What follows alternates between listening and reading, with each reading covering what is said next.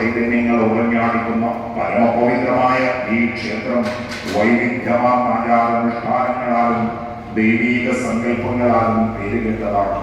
ഈ ക്ഷേത്രത്തിലെ ആരൂഢ ഭഗവതി കാശീപുരാധീശ്വരിയായ സാക്ഷാൽ ജഗദംബികയാണ്. ശ്രീ മൂകാംബികയായും മഹാകാളിയായും വിദ്യാരൂപിണിയായ സരസ്വതിയായും മഹാലക്ഷ്മിയായും സങ്കല്പിച്ച് പീഠപ്രതിഷ്ഠയാൽ ആരാധിച്ചു വരുന്ന ദേവി കൊട്ടിയൂർ പുലിരൂപക്കാളി തമ്പുരാട്ടി എന്ന പേരിൽ പ്രകീർത്തിക്കപ്പെടുന്ന പുള്ളിക്കരിങ്കാളി അമ്മയാണ്. ഹരനും മങ്കയും പണ്ട് പുലി വേഷം ധരിച്ചു പുലി വെച്ച് 2-4 പുലിപ്പിള്ളേരുള്ളതായി എന്ന പൂരക്കളിപ്പാട്ടിൽ പാടി സ്തുതിക്കും. പുലിദൈവങ്ങളുടെ ദിവ്യ സാന്നിധ്യത്താൽ പരമപവിത്രമാണ് ഈ ക്ഷേത്രം.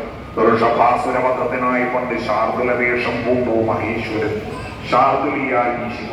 ഇവർ യഥാക്രമം പുലിക്കണ്ടൻ, പുള്ളിക്കരിങ്കാളി എന്നീ നാമങ്ങളിൽ അറിയപ്പെടുന്നു.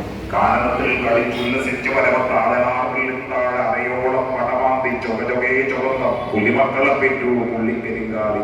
പുലിക്കണ്ടനും പുള്ളിക്കരിങ്കാളിയും പുലിമക്കളും കരിന്തിരിനായടക്കമുള്ള ദേവചൈതന്യങ്ങളെ പുലിദൈവങ്ങൾ എന്ന പേരിൽ ആരാധിച്ചു വരുന്നു.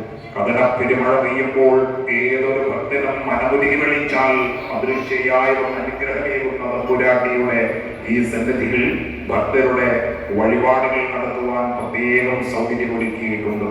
ഭക്തജനങ്ങൾക്ക് കളിയാട്ടം